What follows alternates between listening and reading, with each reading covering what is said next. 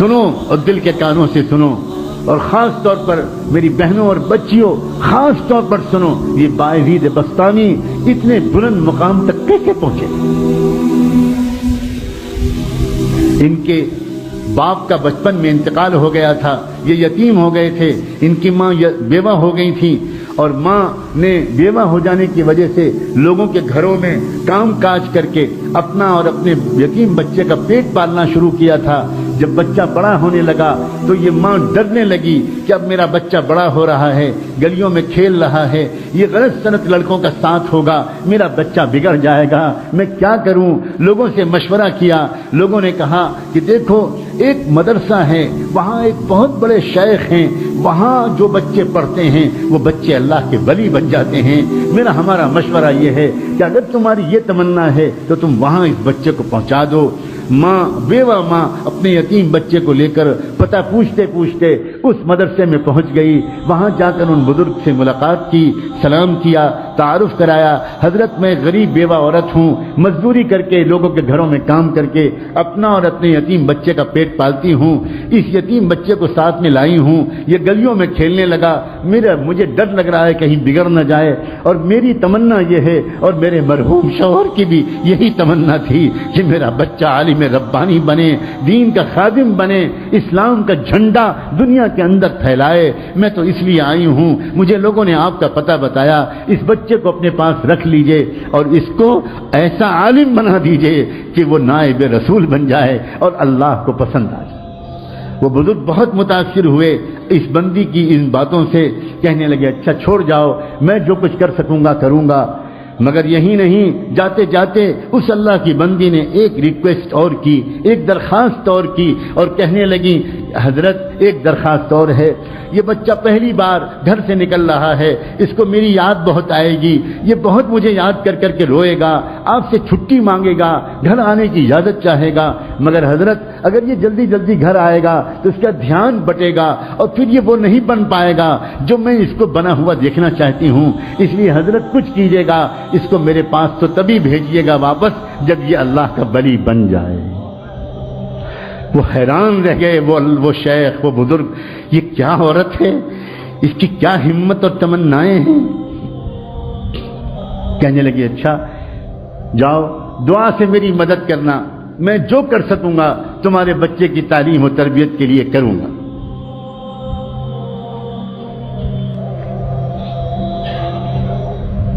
چلی گئی چھوڑ کر، بچے کی تعلیم و تربیت کا سلسلہ شروع ہو گیا۔ بچے نے کچھ مہینے تک بہت صبر سے کام لیا، بالآخر ایک دن بچے نے آ کر اپنے استاد سے کہا کہ استاد جی مجھے اپنی امی کی یاد بہت آ رہی ہے، مجھے ایک دن کی چھٹی دے دیجیے، ایک دن کی چھٹی دے دیجیے، میں گھر چلا جاؤں۔ اب استاد بہت پریشان ہو، اگر اجازت دیتے ہیں، چھٹی دیتے ہیں تو ماں سے کیا گیا وعدہ ٹوٹتا ہے، اور اگر چھٹی نہیں دیتے تو اس معصوم بچے کا دل ٹوٹتا ہے، کیا کریں؟ اللہ کی طرف متوجہ ہوئے کہ اللہ اس مسئلے کا ایسا حل میرے دل دماغ میں ڈال دیجئے کہ نہ دل ٹوٹے بچے کا، نہ وعدہ ٹوٹے۔ اللہ نے مدد فرمائی، دل میں ایک ترکیب آ گئی، اور کہنے لگے اس بچے سے کہ بیٹا ایک کام کرو، میں تم کو سبق دیتا ہوں، وہ سبق یاد کر کے شام تک سنا دو گے تو میں تم کو چھٹی دے دوں، میں تم کو چھٹی دے دوں۔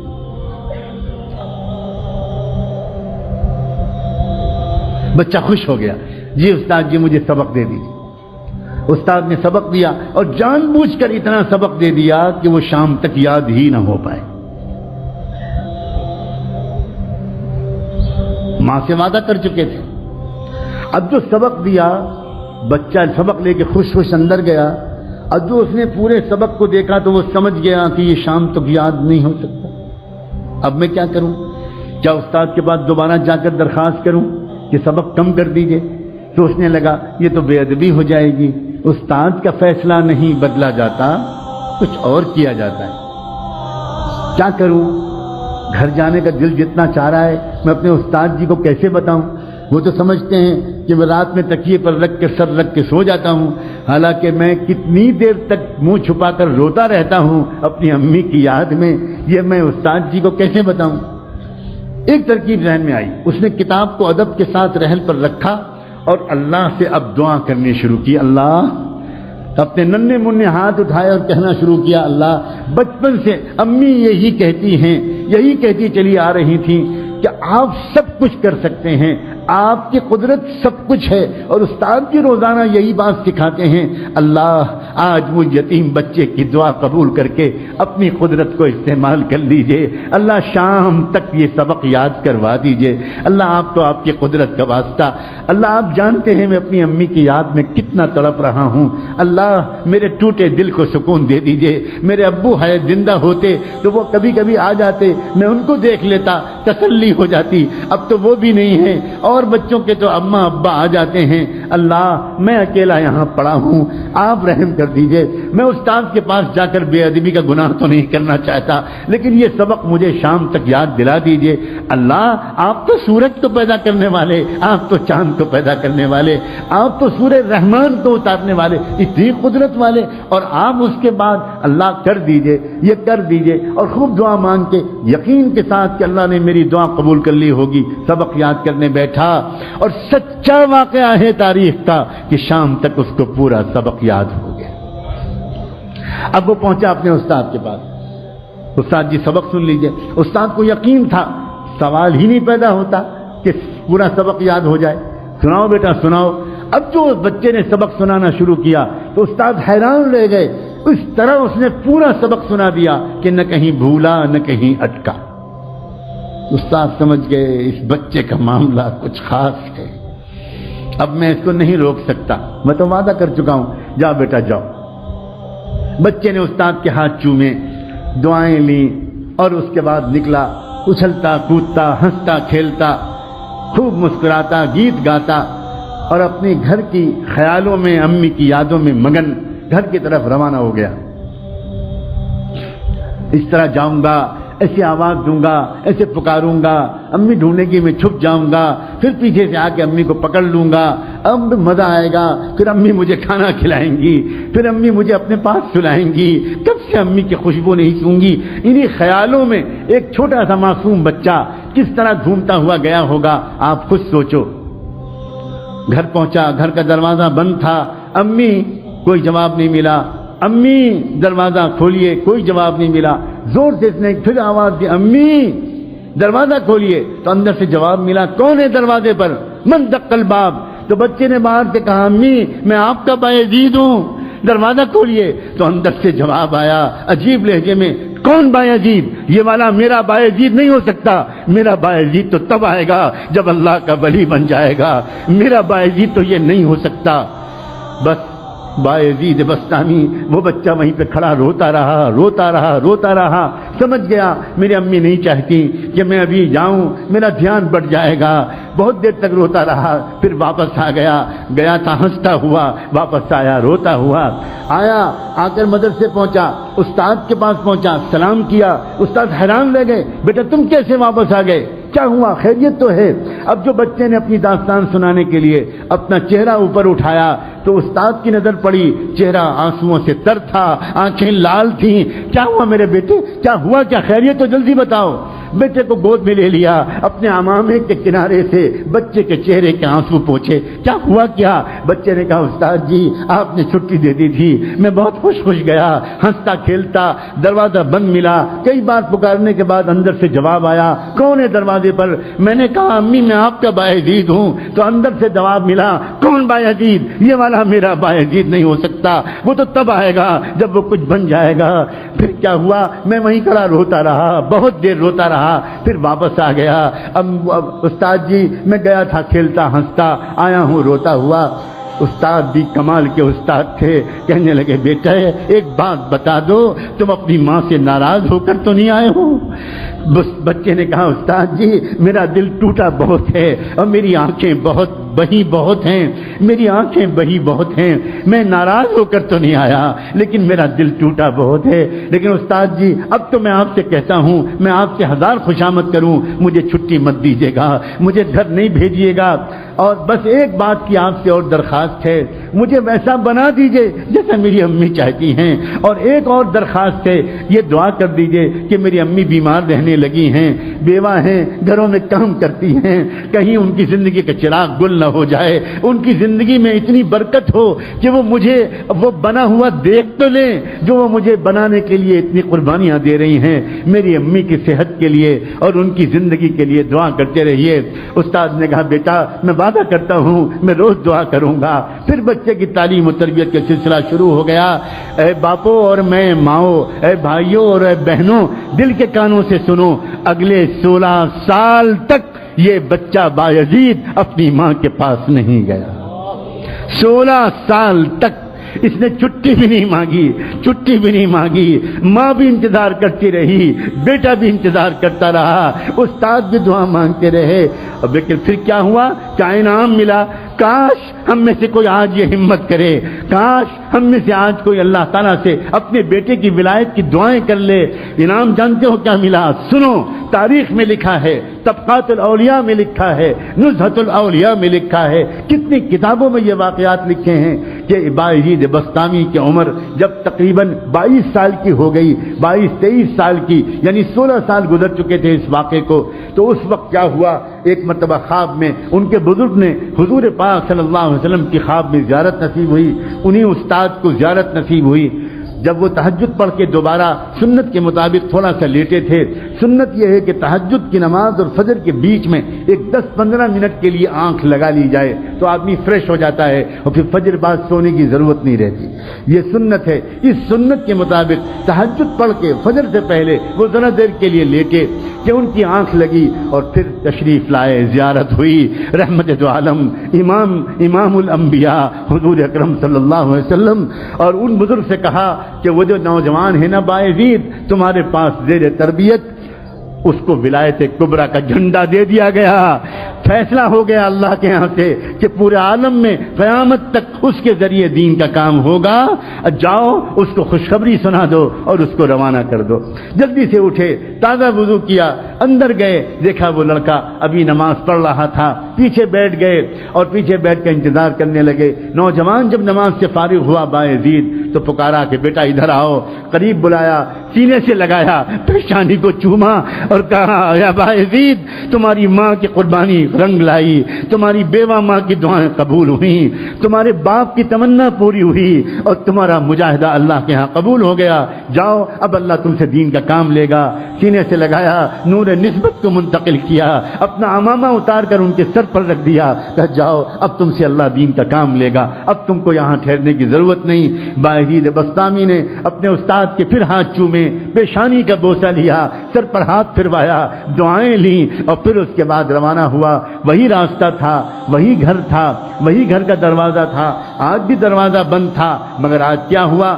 جیسے ہی پہنچے اور جا کر آواز دی امی، پہلے ہی دروازے آواز پر ماں دوڑی ہوئی آئی، دروازہ کھول دیا، سامنے نوجوان سنت کے لباس میں ملبوس، تقوی کی نور پیشانی سے پھوٹتا ہوا۔ ماں نے دیکھا آ گیا میرا بیٹا، آ گیا میرا لال، میرے جگر کا ٹکڑا آ گیا۔ بچے نے کہا جی امی میں آ گیا۔ ماں کے قدموں پر بچہ گرنے لگا، ماں نے جلدی سے بچے کو اٹھایا، تھاما، اپنے کلیجے سے لگایا، آؤ بیٹا آؤ، کب سے میں تیرے انتظار میں تھی، بستر پر بٹھایا اور کہا بیٹا تھوڑی دیر انتظار کر لو، میں ابھی گرم گرم کھانا تجھے کھلاؤں گی، مگر میں پہلے اپنے مالک کا شکر تو ادا کر لوں۔ پھٹا پرانا بوریا بچھایا اور اس پر ماں نے 2 رکعت نماز کی نیت باندھی اور اس کے بعد اللہ سے کہا اللہ مجھ بیوہ کا شکر قبول کر لیجئے، مجھ ٹوٹے دل والی کا شکر قبول کر لیجئے، آپ نے میری دعا قبول کر لی، میرے مرحوم شوہر کی تمنا کی لاج رکھ لی اور آپ نے میرے بیٹے کو کچھ بنا دیا۔ سلام ہو بایزید بسطامی پر، اور سلام ہو ان سے بھی زیادہ بایزید بسطامی کی ماں پر، اس عظیم والدہ پر، بیوہ عورت پر، اس کی ہمت پر، اس کے ارادے پر اور اس کی ان عظیم تمناؤں پر۔ عورتوں کی تمنائیں جب درست ہوتی ہیں تو امت کو باعزید بسطامی ملا کرتے ہیں، امام بخاری ملا کرتے ہیں، ابو حنیفہ و شافعی ملا کرتے ہیں، امام مالک ملا کرتے ہیں، عبد القادر جیلانی ملا کرتے ہیں، معین الدین چشتی ملا کرتے ہیں، مولانا محمد قاسم نانوتوی ملا کرتے ہیں، مولانا محمد الیاس اور مولانا رشید احمد گنگوئی ملا کرتے ہیں، اور نہ جانے کیسے کیسے عظیم اسلام کے سپوت ملا کرتے ہیں۔ اور جب عورتوں کی تمنائیں گندی ہو جاتی ہیں، ناپاک ہو جاتی ہیں، ناچنے گانا، ٹی وی دیکھنا، میوزک سننا، وقت کو ضائع کرنا، فیشن کرنا، فضول خرچی کرنا، تو امت کو ناچنے گانے والے ملتے ہیں، پورنوگرافی کرنے والے ملتے ہیں، بے حیائی کرنے والے ملتے ہیں، لڑکیوں کو چھیڑنے والے ملتے ہیں، گندی فلمیں دیکھنے والے ملتے ہیں۔ میرا بس چلے تو میں خانہ کعبہ کے سامنے کھڑے ہو کر پوری امت کی عورتوں سے ہاتھ جوڑ کر بھیک مانگوں، اس امت کے مستقبل پر رحم کھاؤ، اپنی تمناؤں کو ٹھیک کر لو۔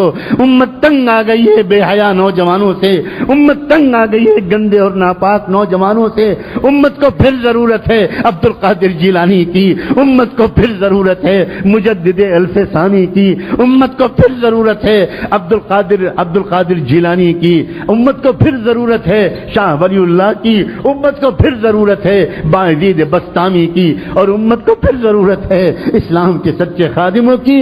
اور اے ماں، تم ہی ہو جو اسلام کو امت کو یہ تحفہ دے سکتی ہو، یہ مردوں کے بس کی بات نہیں ہے۔